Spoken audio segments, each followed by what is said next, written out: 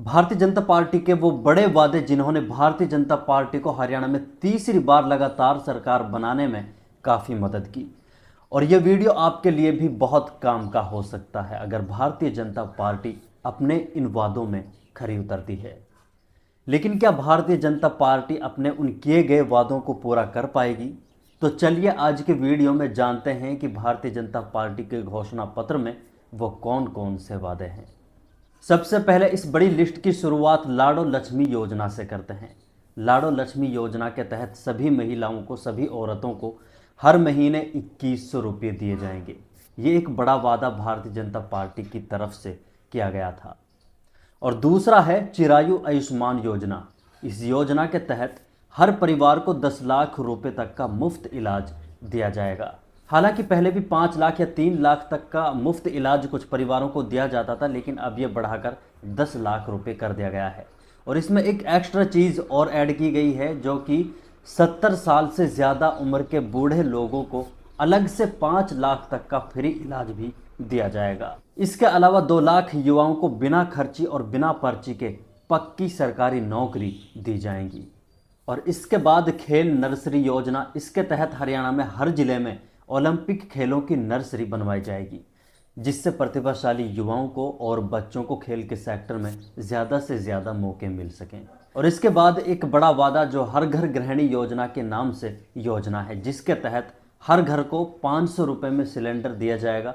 फिलहाल जो gas cylinder की कीमत 1000 रुपये से भी ज़्यादा है, जिसे 300 या 350 रुपये से बढ़ाकर भारतीय जनता पार्टी ने ही 1000 रुपये से भी महंगा किया था, अब उसे 500 रुपये में भारतीय जनता पार्टी ने देने का वादा किया है।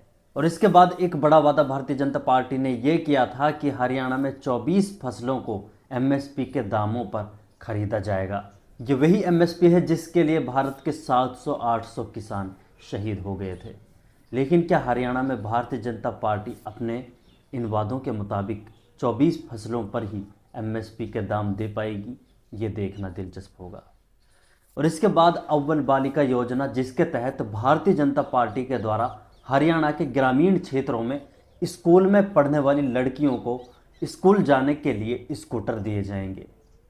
और इसके अलावा भारत के किसी भी सरकारी कॉलेज से मेडिकल और इंजीनियरिंग की पढ़ाई करने वाले ओबीसी और एससी जातियों के स्टूडेंट्स को पूर्ण वजीफ़ा भारतीय जनता पार्टी की तरफ से दिया जाएगा। और इनके अलावा शहरी और ग्रामीण क्षेत्रों में 5 लाख आवास भारतीय जनता पार्टी की तरफ से बनवाए जाएंगे। ये भारतीय जनता पार्टी की तरफ से किए गए कुछ अहम वादे थे। हालांकि इसके अलावा और भी काफ़ी ऐसे वादे हैं जो भारतीय जनता पार्टी की तरफ से चुनावों के वक्त किए गए थे।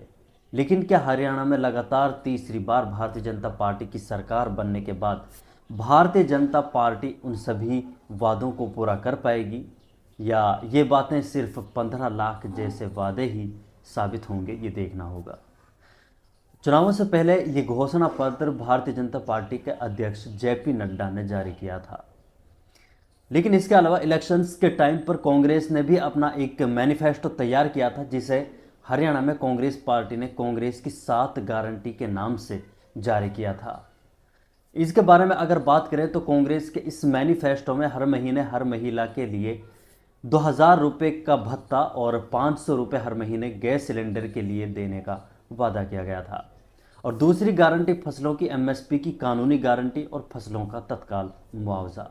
और तीसरी गारंटी भारतीय विधान के तहत 2 लाख युवाओं को पक्की सरकारी नौकरी देना और हरियाणा को नशा मुक्त प्रदेश बनाना था। चौथी गारंटी जातिगत सर्वे, जिसके तहत क्रीमी लेयर की सीमा को 10 लाख तक बढ़ाना।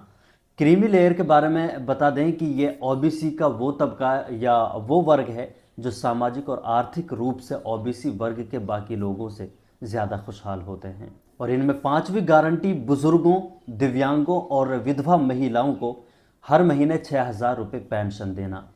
हरियाणा में जो फिलहाल 3000 तक की पेंशन दी जाती है, कांग्रेस ने उसे बहाल करने का वादा किया था।